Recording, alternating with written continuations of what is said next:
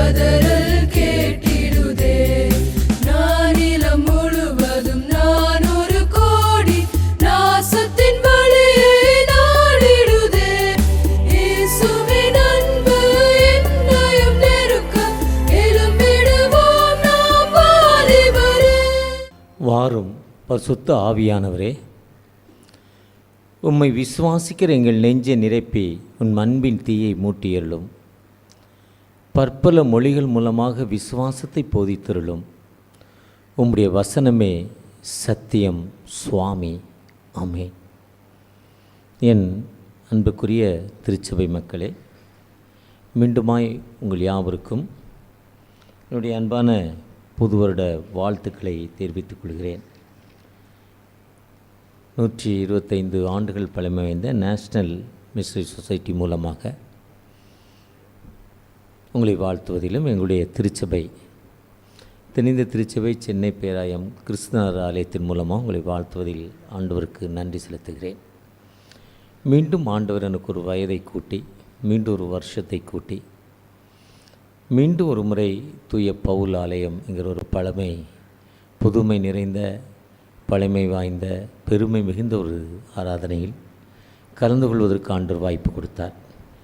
வாய்ப்பு கொடுத்தமைக்கு ஆண்டவருக்கும், திருச்சபை நாயர் மற்றும் அவரோடு இணைந்து பணி செய்யும் ஆயர் நவநீத பிரசாத் மற்றும் வந்திருக்கிற மிஷனரியில் அருமையாக பணி செய்த சைமன் பொன்னையா, ரெவரண்ட் வெள்ளத்துறை மற்றும் திருச்சபையுடைய மூத்த மக்கள், ஆட்சி மன்ற குழு ஒவ்வொருவரையும் வாழ்த்துகிறேன்.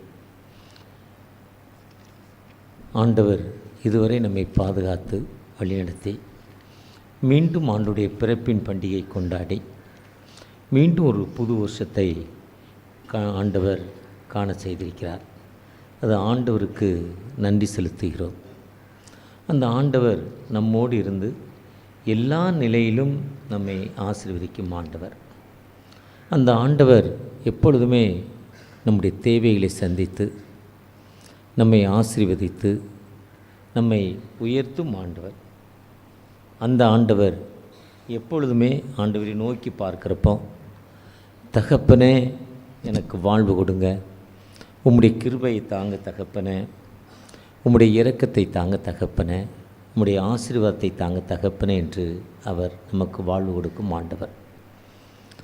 அந்த ஆண்டவர் ஃபஸ்ட் சண்டே இந்த வருஷத்தில் முதல் ஞாயிறில் family certificate of non violence, குடும்பம் வன்முறையற்ற சரணாலயம், கிறிஸ்துமஸ் காலங்களுக்கு அடுத்த சண்டே நாம் கொண்டாடினோம்.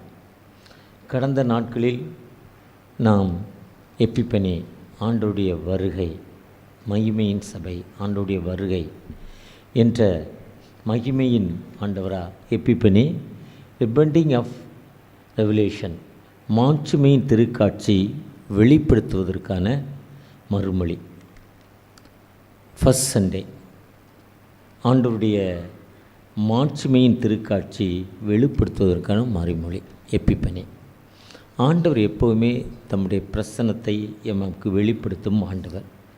எப்பொழுதுமே நம்மோடு இருந்து கடவுளின் பிரசன்னம், அவருடைய கிருபை, அவருடைய பிரசன்னம் நம்மோடு எப்பொழுதுமே நம்மோடு இருக்கும் ஒரு ஆண்டவராய், கடவுளுடைய புலப்படுதல், ஆண்டவருடைய பற்றி தெரிந்து கொள்ளும் தன்மை, ரெவலேஷன், அவர் எப்படி நமக்கு புலப்படுகிறார், வெளிப்படுத்துகிறார். ஆண்டவருடைய தோற்றம், அப்பிலன்ஸ், ஆண்டு நமக்கு எப்படிப்பட்ட ஒரு தோற்றத்தை கொடுக்கும் ஆண்டவர், மகிமையின் ஆண்டவராய். ஆண்டவர் எப்போவுமே மகிமையில் வெற்றி சிறந்தவராய். அதுதான் எப்பிபனி என்பது, கடவுளுடைய பிரசன்னம். அவர் நம்ம தேவையான நேரத்தில் நம்மோடு வந்து என்னை நோக்கி கூப்பிடு, அப்பொழுது நான் உனக்கு அறியாதும் எட்டாதுமான பெரிய காரியங்கள் உனக்கு வாக்கிச்சேன் என்று சொல்லும் ஆண்டவர். ஆண்டவரை நோக்கி எப்பெல்லாம் அழைக்கிறோமோ அப்போல்லாம் நம்ம கொடுக்கும் ஆண்டவர். புலப்படுதல், ரெவலேஷன், வெளிப்படுத்தும் ஆண்டவர். தன்னுடைய பிரசன்னத்தை கொடுக்கிறது மட்டும் இல்லை, நமக்கு வெளிப்படுத்தும் ஆண்டவர் ஒரு தோற்றத்தின் மூலம். தோற்றம் என்பது நம்முடைய வெளிப்பாடு என்பது அவருடைய நம் செய்கையின் மூலம்.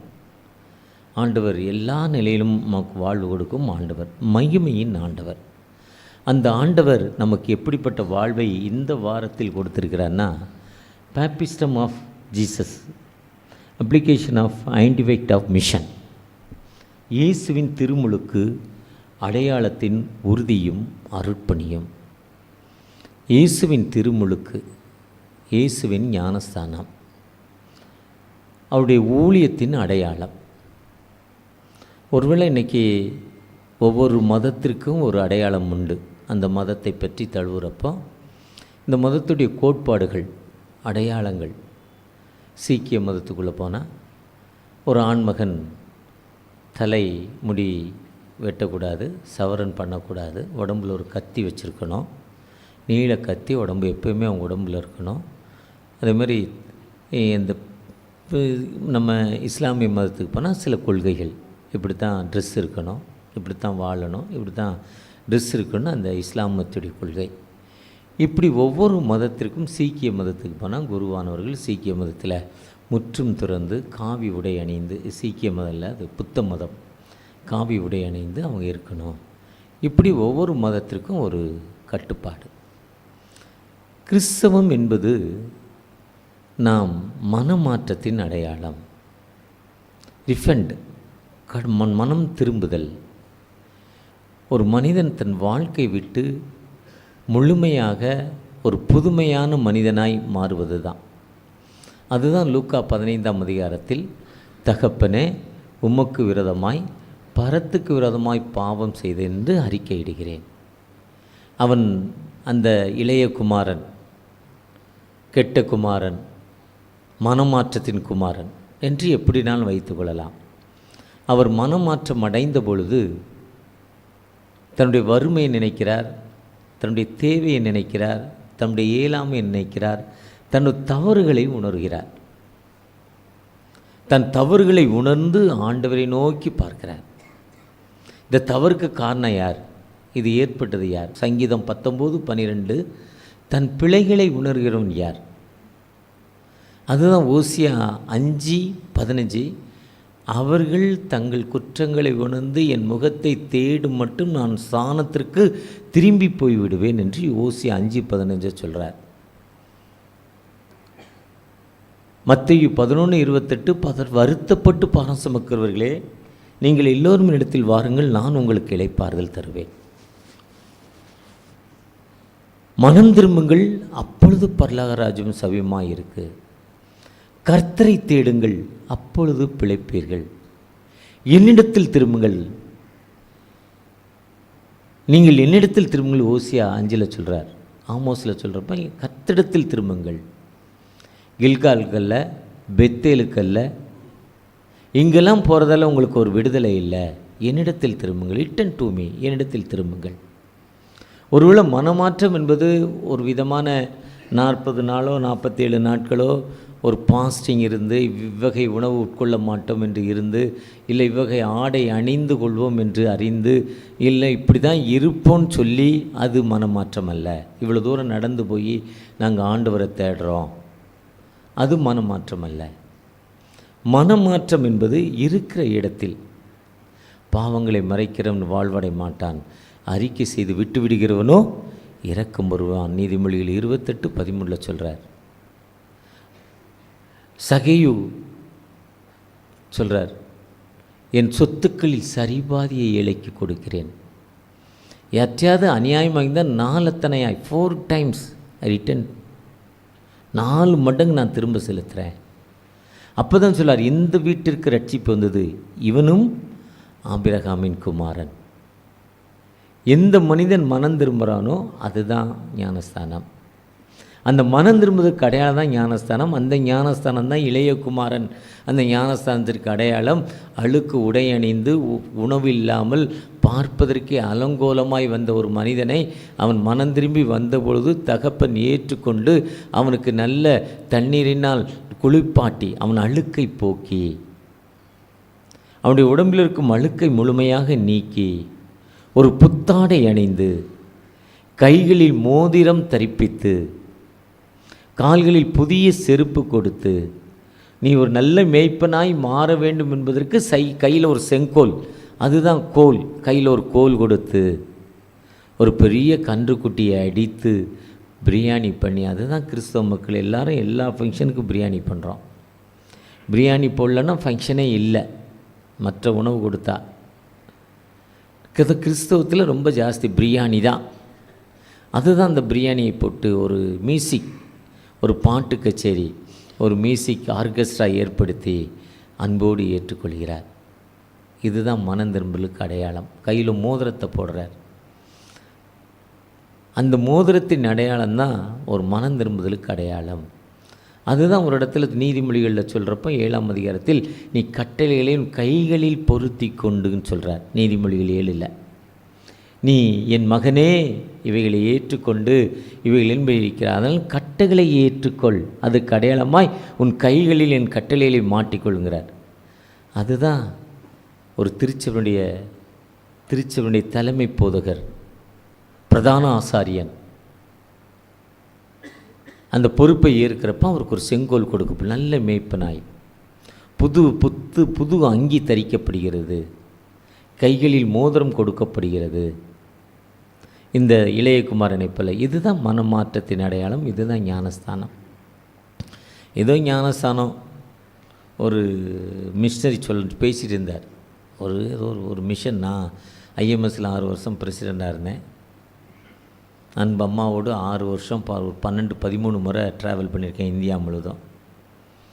எங்கே போனாலும் காஃபி கொடுப்பாங்க. காலையில் 6 மணிக்கு அவங்க தான் காஃபி. இங்கேருந்து சென்னையிலேருந்தே கொண்டு வந்துடுவாங்க. நல்ல டிரைவர், அவங்களுக்கு ஏற்ற ஒரு சூப்பர் ஆள், நல்ல ஒரு பையன். அதுக்கப்புறம் என்எம்எஸில் இப்போ ட்ரெஷராக இருக்கிறேன். இந்தியா முழுதும் பயணிச்சிட்டேன். என்எம்எஸ் வந்த பிறகு மணிப்பூர் கூட போயிட்டு வந்துட்டேன். மணிப்பூரில் கூட போய் ஃபீல்டு விசிட் முடிச்சுட்டு வந்துட்டேன். மணிப்பூர், ஜார்க்கண்டில் பல இடங்களுக்கு போயிட்டேன். வெஸ்ட் பெங்காலில் பல இடங்களுக்கு போயிட்டேன். வெஸ்ட் பெங்காலில், கேரளா, ஆந்திரா, ஒடிசா, இப்படி இப்போ ஒடிசாலாம் டிஎம்பி ஊழியோடும் diocese missionary prayer band, Kanyakumari prayer பேண்டோடு சேர்ந்து ஒரு மிஷன் விசிட் போயிருந்தேன். வித்தியாசமான ஒரு மிஷன் அது. அந்த ஒடிசா மக்களுடைய வாழ்வு ரொம்ப வித்தியாசம், வறட்சி. என்எம்எஸில் ஒடிசா என்எம்எஸோடு போயிருந்தேன். பாட்னா, பீகாரில் பாட்னா போயிருந்தேன். அவங்களுடைய குடோன் வீட்டுக்கு வெளியே கட்டி வச்சுருக்காங்க.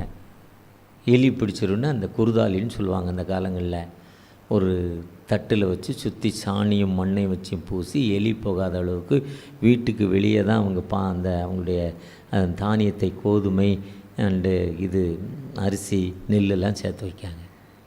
சாதாரண மக்கள், போக்குவரத்து வசதியே இல்லாத மக்கள் வாழ்க்கையில் பள்ளிகள் 100 கிலோமீட்டருக்கு ஒரு ஸ்கூல் தான், 100 கிலோமீட்டருக்கு ஒரு ஸ்கூல் தான் இருக்குது. ஒரு சாலைகள் இல்லை. இந்தியாவில் அதிகமான போக்குவரத்து குறைவான ஒரு ஸ்டேட்டு ஒடிசா. இந்தியாவில் முதல் மதமாற்ற தடை சட்டம் வந்தது 1974 ஒடிசா. கடந்த கிறிஸ்மஸ் காலங்களில், கிறிஸ்மஸ் கொண்டாட்டங்களில் தாக்கப்பட்டது ஒடிசா, சத்தீஸ்கர், ரெண்டும் ஒரே மாநிலமாக தான் இருந்துச்சு 1974. அப்போ தான் மதமாற்ற தடை சட்டம் வந்தது. சத்தீஸ்கரும் ஒடிசான் தான் அந்த கிறிஸ்தவ மதமாற்ற அந்த கிறிஸ்மஸ் அன்னைக்கு பயங்கரமாக தாக்கப்பட்டாங்க. ஆனால் வாழ்க்கையில் முன்னேற்றம் இல்லாத ஒரு மாநிலம். போயிட்டு வந்த பிறகு ஒரு வாட்ஸ்அப்பில் பார்த்தேன், இந்தியாவில் ஃபஸ்ட்டு தமிழ்நாடு தான் போக்குவரத்துக்கு வசதி. எந்த மெயின் சிட்டியில் இருந்தாலும் இந்த இரவு 24 ஹவர்ஸ் போக்குவரத்து இருக்குது. இவ்வளோ பஸ் ஓடுது. ஃபஸ்ட்டு கடைசி யாருன்னா ஒடிசா. ஏன்னா அங்கே மிஷன் இல்லை. அந்த திருமுழுக்கு என்பது, ஞானஸ்தானம் என்பது ஒரு மனமாற்றத்தின் அடையாளம். எப்படி இயேசு கிறிஸ்து இன்றைக்கி வாசிக்க கேட்ட மத்தேயுவில் வாசிக்கிறப்போ, அவர் தண்ணிக்குள்ளேருந்து வெளியேறப்போ, he is my beloved son, என்னுடைய நேசகுமாரன். பரிசுத்தாவின் வல்லவர் மேலே இறங்கிச்சான். ஒருவேளை நானும் உண்மையாக ஞானஸ்தானம் ஏற்றுக்கொள்கிறப்போ பரிசுத்தாவின் வல்லம் அவங்க நம்ம மேலே இறங்கும். யோர்தானில் போய் எடுத்தாலும் சரி, சர்ச்சில் தொட்டியில் எடுத்தாலும் சரி, இல்லை தொட்டியில் சர்ச்சில், எங்கள் சர்ச்சில் குடத்தை எடுத்து தண்ணியை மேலே ஊற்றினாலும் சரி, இல்லை தண்ணியை தொளித்தாலும் சரி, பரிசுத்தாவின் வல்லமை பொழுந்தறினார். ஜீசஸ் மேலே பரிசுத்தான் வல்லமை இப்போ இறங்கிச்சு. அந்த பரிசுத்தான் வல்லமை இறங்கின உடனே லூக்காவில் சொல்கிறாரு, நான் 40 நாட்கள் பாஸ்டிங் போனார்.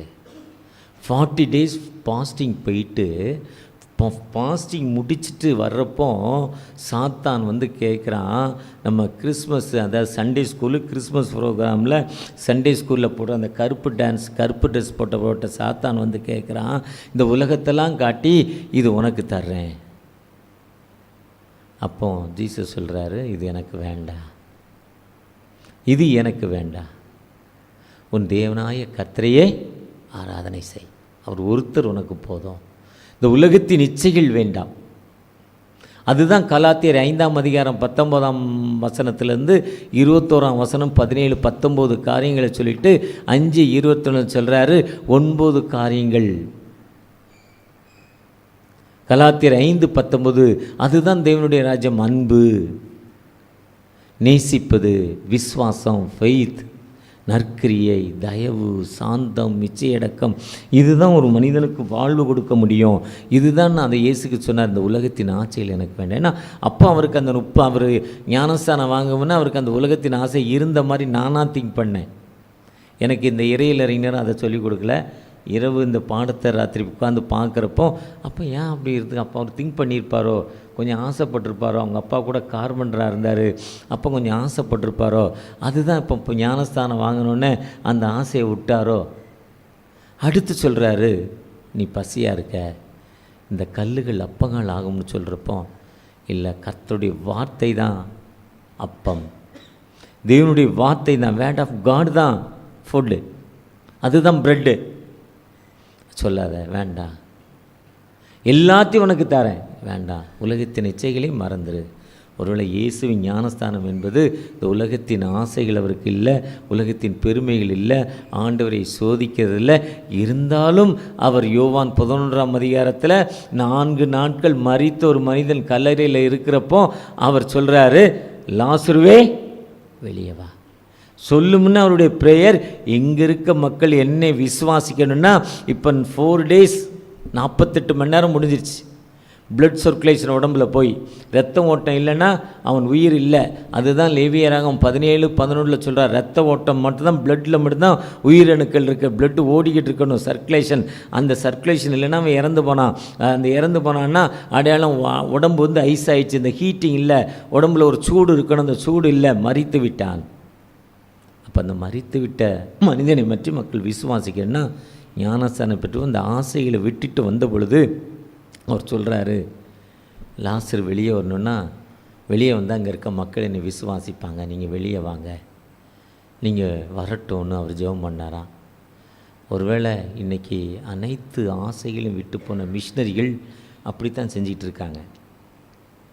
ஐஎம்எஸ் ஃபீல்டில் விஷன் ஆர்க்கில் சொல்லுவாங்க, கடந்த நாட்களில் ஐஎம்எஸுடைய ஃபீல்டு தனோரா பணித்தளம், கச்சரோலி டிஸ்ட்ரிக்ட், மகாராஷ்டிரா மாநிலத்துக்கு போயிருந்தேன்.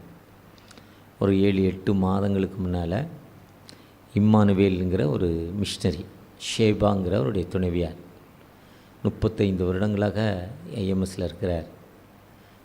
இப்போ ஆர்எஃப்சி ரிஜிஸ்ட்ரல் ஃபீல்டு கோஆர்டினேட்டர், நம்முடைய கவுன்சில் சேர்மன் மாதிரி. அங்கே ஆர்எஃப்சி என்பது 7 ஸ்டேட் 8 ஸ்டேட்டுக்கு இன்சார்ஜ் இருப்பாங்க. அவர் ஒரு ஆடியன் பர்சன், அவர் குருவானவர். அவர் மிஷினரியாக போன காலமாக, சாதாரண மிஷினரியாக, ஃபீல்டு இன்சார்ஜ் கூட இல்லை, சாதாரண மிஷினரி, அதாவது உதவி குருக்கு கீழே அந்த எடுத்த உடனே பீடி படிக்க போகிறாங்களே அதே மாதிரி ஒரு ஸ்டேஜ். அப்போ அதே பணித்தளத்தில் அந்த இடத்துல அவர் சொல்கிறாரு, ஒரு மனுஷன், அது ஒரு மனுஷனை காட்டுறார், 30 வருடங்களுக்கு முன்னால் நடந்த சம்பவம் சொல்கிறார். 30 வருஷத்துக்கு முன்னால் நடந்த சம்பவம். இந்த மனிதன் இவர் பையனை தூக்கிட்டு வந்தார், 6.25 அடி உயரம், அவனுடைய சுவாசம் நின்றுட்டான், பிளட் சர்க்குலேஷன் நின்றுச்சான், பல்ஸு நாடி துடிப்பெல்லாம் நின்றுச்சான். 30 வருஷத்துக்கு முன்னால் எந்த வித போக்குவரத்து, இன்றைக்கி நக்ஸலைட் ஏரியா, அது இன்றைக்கும் நக்ஸலைட் ஏரியா தான், நக்ஸலைட் ஏரியா, எந்த போக்குவரத்து வசதியும் இல்லை. நாடி துடிப்பு நின்ன பிறகு அந்த பிள்ளைய தூக்கிட்டு பஸ்ஸில் ஏற்றுறாரு. கண்டக்டர் சொல்கிறார், பாடியெல்லாம் செத்து போனோம் நாங்கள் வண்டியில் ஏற்றுறதில்ல, ஏற்ற மாட்டேங்கிறார். ஆனால் அந்த கண்டக்டர் கெஞ்சி கூத்தாடி, ஐயா ஹாஸ்பிட்டலுக்கு கொண்டு போனால் என் மகன் பிழைச்சிருவான், எனக்கு உதவி செய்யுங்க, தயவு செஞ்சு என் மகன் சாகலைன்னு அந்த மனிதர் அழுதாராம். ஒரு காலையில் ஒரு பஸ்ஸு, சாயங்காலம் ஒரு பஸ்ஸு தான். அந்த கண்டக்டர் இறக்கப்பட்டவர் பஸ்ஸில் ஏற்றிக்கிட்டு வந்து இந்த தனோரா பனித்தளத்தில் இறங்கிட்டார். அந்த மெயின் ரோட்லேருந்து அது ஒரு 1 கிலோமீட்டர் உள்ள ஐஎம்எஸுடைய பனித்தளம். உள்ளே போய் பையனை தூக்கிட்டு போகிறாரு. அங்கே ஒரு ரவுண்டான விசிட்டர்ஸ் ஹாலில் ஒரு மரத்தை சுற்றி சிமெண்ட்டு கட்டி வச்சுருக்காங்க, அதுதான் விசிட்டர்ஸ் ஹால். சிமெண்ட்டு போட்டு வச்சுருக்காங்க, அதுதான் விசிட்டர்ஸ் ஹால். அந்த இடத்துல தான் உட்காந்து நாங்கள் பேசிகிட்டு இருக்கோம் சொல்கிறார். நானும் என் துணைவியாரும் ஒரு ரிட்ரீட்டுக்கு அங்கே போயிருக்கோம் சொல்கிறாரு. இந்த இதில் தான் கொண்டாந்து போட்டிருக்காரு. உடம்புலாம் ஐஸ் ஆகிட்டியா? நான் ஒரு சாதாரண மிஷினரி, வந்தே 1 வருஷம் கூட ஆகலை ஃபீல்டுக்கு வந்து. மிஷனரி ஆகி ஒரு தாத்தா அப்பாலாம் கிறிஸ்தவர்கள், நாசரேத்து சொந்த ஊர். பயம், ஒரு மரித்து போன மனிதனை கொண்டாந்து ஜோம் பண்ணு முழிச்சிருவான்னு அவர் சொல்கிறார். நானும் நம்பிக்கையோடு முட்டி போட்டேன், அவரும் முட்டி போட்டார். கிட்டத்தட்ட 7 hours 8 hours அவனுடைய பிளட் சர்க்குலேஷன் நின்றுச்சு. ஆனால் நம்பிக்கையோடு, தகப்பனே இந்த இடத்துல ஒரு ஹீலிங் வேணும்பா, இந்த நக்ஸலைட் பகுதியில் இந்த தீவிரவாதிகள் மத்தியில், இன்னொரு பக்கம் அரசாங்கத்து அதிகாரிகளால் கஷ்டம், மிஷனரிக்கு 2 கஷ்டம், உரலுக்கு 1 இடி, மத்தளத்துக்கு 2 இடிம்பாங்க. அதே மாதிரி இது 2 இடி, இந்த பக்கம் தீவிரவாதிகள் அடிப்பான், இந்த பக்கம் அரசு அதிகாரிகள் அடிப்பாங்க. ஏன்னா தீவிரவாதிகளோடு பேசிட்டு வந்தால் அவன் என்ன சொன்னான்னு இவன் கேட்டு அடிப்பான், அங்கே பேசிதான் அவன் கூப்பிட்டு அடிப்பான். இந்த 2க்கு இடையில் மீடியேட்டர் அடி வாங்கணும். நாங்கள் 2 பேருக்குள்ள உத்தரவாதம், இப்படிப்பட்ட இடத்துல இருக்கிற எங்களுக்கு இப்படியோட ஹீலிங் வேணும்ப்பான்னு சொல்லி ஜோம் பண்ணாராம். அந்த வந்த மனிதருடைய வயசு அன்னைக்கு வந்து கிட்டத்தட்ட 55 வயசாக, இன்றைக்கி 85 வயதில் அவரை காட்டினார் எனக்கு. அவரும் விசுவாசத்தோடு ஜெபம் பண்ணாரா. ஜெபம் பண்ணுறப்போ மரித்து போன மனிதன் உயிரோடு எழுந்துட்டாங்க. இதுதாங்க இந்த ஊழியத்தின் அடையாளத்தின் உறுதியும் அருட்பணிங்கிறதுங்க. ஒருவேளை ஆண்டோடைய ஊழியம் என்பது ஒரு சாதாரண ஊழியம் இல்லை. அந்த ஆண்டோடைய ஊழியம் அவர் சொல்கிறார், 30 வருஷங்களுக்கு முன்னால் அண்ணன் இதே மாதிரி எனக்கு நடந்தது அண்ணன், நம்பிக்கையோடு நான் ஜெபம் பண்ணேன். அவங்க அப்பா 2 கைகளையும் தூக்கி எனக்கு ஒத்தாசை வரும் பர்வதங்களுக்கு நேராக என் கண்களை ஏறெடுக்கிறேன், வானத்தையும் பூமி உண்டாக்கின கர்த்தரிடத்தில் எனக்கு ஒத்தாசை வரும், உன் காலை தள்ளாட விட்டார், உன்னை காக்கிற உறங்கார், இஸ்ரவேலை காக்கிறவர் உறங்குவதிலே தூங்குவதில் என்ற வார்த்தையின்படி சங்கீதம் 18:1 என் பலனாகிய கர்த்தாவே நான் உம்மிடத்தில் அன்பு கூறியேன், நான் குறிப்பிட்ட நாளிலே எனக்கு உத்தரவு கொடுத்து. இதுதாங்க ஞானஸ்தானம் வாங்கின பிறகு ஆண்டவருடைய உன்னத பணிக்கு நம் ஆண்டவருக்கு அர்ப்பணிப்பது. ஒருவேளை ஆண்டவருடைய ஊழியத்தை செய்ய நீங்கள் ஞானஸ்தானம் பெற்ற வந்திருக்கிற இதில் 90 விழுக்காடு 95 விழுக்காடு மக்கள் ஞானஸ்தானம் வாங்கின மக்கள் தான். நம்ம சின்ன வயசில் தெளிப்பு ஞானஸ்தானம் வாங்கிட்டோம், பெரிய வயசில் நான் யோர்தானிலே போய் முங்கிட்டு வந்துட்டேன், 3 அண்ணன் கூட போய் யோர்தானிலே முங்கினேன். அப்போ கூட அந்த உண்மையான மனம் திரும்புதல் எந்த நதியில் போய் முங்கினாலும் இயேசு கிறிஸ்து இடம்தான் இருந்து இதில் தான் ஞானஸ்தானம் எடுத்தாருன்னு அந்த இடத்துல $50 கொடுத்து அந்த இடத்துல ஞானஸ்தானுக்கு $50 ஒரு துண்டு புதுசாக கொடுக்குறான், வாடகைக்கு திரும்ப கொடுத்துட்டு வந்துடணும். ஆனால் எங்கே எடுத்தாலும் மனம் மாற்றத்தின் அடையாளம் தாங்க ஞானஸ்தானம். அப்படி இறங்குறப்ப தான் மத்தேயில சொல்கிறார், இவர் என்னுடைய நேசகுமாரன். அது மனமாற்றத்தின் அடையாளம்தான். அந்த மக்கள் ஆண்டவரை நோக்கி அழைக்கிறப்போ அவர் ஒரு மனிதனை தெரிந்து கொண்டு மோசேயை கூப்பிட்டு, நீ போ, என் மக்கள் கூப்பிடுற சத்தம் கேட்டுச்சுப்பா, நீ போப்பா, நீ போய் சொல்லுங்கிறாரு. ஒருவேளை ஞானஸ்தானம் ஆண்டவருடைய வார்த்தைக்கு கீழ்ப்படிந்த மோசே ஐயா எபிரேயர் 11:24 அநித்தியமான பாவ சந்தோஷங்களை அனுபவிப்பை காட்டிலும் தன் ஜனங்களோட துன்பத்தை அனுப்ப தெரிந்து கொண்டு, பாவமான வாழ்க்கை எனக்கு வேண்டாம், வசதியான வாழ்க்கை வேண்டாம், ஆண்டோடைய வார்த்தை சொல்வதற்கு எனக்கு காலங்கள் போதும், ஆண்டோடைய வார்த்தையை நான் சொல்ல போகிறேன்னு ஆண்டோடைய வார்த்தை கேட்டு ஆண்டோடைய வார்த்தைக்கு தன்னை அர்ப்பணிக்கிற நீங்கள் நானும் ஒருவேளை சீக்கிரமாக போ அனுப்பப்படாவிட்டால் எப்படி ரட்சிப்பான்? திறப்பிலே நிற்கத்தக்க ஒரு மனிதனை தேடினேன், அவன் எங்கே இருக்கிறான்? ஆண்டவர் அந்த திறப்பிலே நிற்கத்தக்க ஒரு மனிதனை ஆண்டவர் தேடிக்கொண்டிருக்கிறார். அந்த திறப்பிலே நிற்கத்தக்க மனிதனை ஆண்டவர் தேடிக்கொண்டிருக்கிற ஆண்டவற்றை நீங்கள் நானும் எப்படிப்பட்ட மக்களாய், தகப்பனே எனக்கு எப்படிப்பட்ட ஒரு வாழ்வு தரீங்க, உம்முடைய கிருபை என் மத்தியில் இருக்கா, எனக்கு வாழ்வு தருவீங்களா? ஆண்டோடைய வார்த்தையை நான் சொல்ல போகிறேன்னு நான் ஆண்டவரை நோக்கி பார்க்குறப்போ இன்றைக்கி என்எம்எஸ்ஐயில் அருமையான அன்பு ஊழியர் ஜவஹர் வந்திருக்கிறார், ப்ரொமோஷன் மிஷினரி. அவர் ஐஎம்எஸ்சில் பணி செய்துட்டு அங்கே ரிட்டைர்மெண்ட் ஆன பிறகு என்எம்எஸ்ஐயில் வந்து சேர்ந்திருக்கிறார். கடந்த நாட்களில் நான் மணிப்பூர் போயிருக்கப்போ மணிப்பூரில் பார்த்த சம்பவம், நம்முடைய குருவானவரையும் கூப்பிட்டேன். அவர் ரெனோவேஷனுங்கிறதால வர முடியல. ஒரு கூட்ட மக்கள் நசுக்கிறாங்க. ஒரு 250 குடும்பம் ஃபேமிலி வாழ்கிற இடத்த ஃபயர் பண்ணுறாங்க. அப்படியே எரியுது. அந்த மக்கள் வாழ்வு கிடைச்சா போதுன்னு தன் பிள்ளைகளை இழுத்துக்கிட்டு வெளியே வர்றாங்க. கெட்டுறதுக்கு துணி இல்லை, துணி வைக்க துணியே இல்லை, பிறகு எப்படி பெட்டி இருக்கும்? பெட்டியே இல்லை, பிறகு எப்படி பீரோ இருக்கும்? பீரோவோ இல்லை, எப்படி பெட்ஷீட் பாய் இருக்கும்? ஒன்றுமே இல்லை. அப்படியே உயிர் கிடைச்சா போதுன்னு ஓடி வர்றாங்க. அந்த மணிப்பூர் மாதத்தில் சச்சிந்தப்பூருங்கிற ஒரு ஊரில் டவுனில் வந்து நிற்கிறோம். அங்கே தான் மோரே, பர்மா பார்டர் தான் மோரே. மக்கள் அப்படியே களை இழந்து, ஒரு கடைக்காரர் சொல்கிறார், கலர்னால் 500 கிரேடு 1000 கிரேடு இறக்கி வச்சுருக்கிறார். பெரிய வீடு, சர்வீஸ் நடத்துங்கிறார். இந்த சண்டைனால் 35 வருடம் நாங்கள் பின்னால் போயிட்டோங்கிறார். ஜெபம் பண்ணுறவங்களை பார்த்தோன்னா அவருக்கு அவ்வளோ ஒரு சந்தோஷம். மணிப்பூரில் அந்த மோரே பட்டணத்தில் ஒரு சுகர் பேஷண்ட் காலில் கெட்டு போட்டிருக்கிறார். ஐயா ஜெபம் வேணியா, இவ்வளோ மோசமாகிட்டோம். தமிழ் பேசும் நபர். அந்த மோரையில் 70 விழுக்காடு தமிழ் மக்கள், தமிழ் சங்கம் அங்கே இருக்குது. அதை விட்டுட்டு சச்சிந்தப்பூர் வந்தோம். 1 ஹவர் ட்ராவல், 7 மணி நேரம் ட்ராவல் பண்ணி வந்தோம். 1 ஹவருக்குள்ளே எங்களை விட மாட்டாங்க. காட்டு வழியாக ஒரு ஆற்றை தாண்டணும், பாலம் இல்லை. எங்கள் காரை ஒரு லாரியில் ஏற்றி அந்த ஆற்றுக்குள்ளே இப்படி ஆறி கொண்டாந்து விட்டாங்க. வாழ்க்கையில் உயிரை கையில் பிடித்து கொண்டு சந்திரபுரம் மக்கள் கூட்டமாக துணி ரோட்டில் போட்டு விற்கிறான். லாட்டில் ட்ரெஸ்ஸு அவங்ககிட்ட இல்லை. அந்த துணியை விலை மலைஞ்ச துணின்னு வாங்குறாங்க. நம்ம ஊரில் 5 ரூபா, அங்கே 10 ரூபா. நம்ம ஊரில் 3 ரூபாய்க்கு விற்கிறது தான் 10 ரூபாய்க்கு விற்க. ஏன்னா இல்லாத குறை அந்த மக்கள். யாரோ ஒருத்தர் 1.25 லட்சத்துக்கு ஒரு ஷெட்டு போட்டு கொடுத்துருக்கார். ஒரு வீடு 200 வீடு போட்டிருக்கார். ஷீட்டு போட்டு அந்த வீட்டுக்குள்ளே போனால் அங்கே பீரோ இல்லை, கட்டில் இல்லை, பெட்டி இல்லை, அவங்க போடுறதுக்கு தேவையான ட்ரெஸ் இல்லை. மக்கள் பின்தங்கின நிலைமை. ஒருவேளை இன்றைக்கி என்எம்எஸ் சேர்வா அங்கே ஒரு நம்ம மாதிரி ஒரு விசுவாசி ஒரு சர்ச்சு கட்டி கொடுக்குறார். ஒரு இடம் கொடுத்தாங்க. அந்த மக்களுக்கு உணவு இல்லை.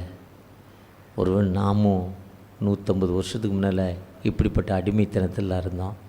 மேல் ஜாதி மக்கள் நம்மளை நசுக்குனதால் காடுகளில் ஷெட்டு போட்டு வாழ்ந்தோம்.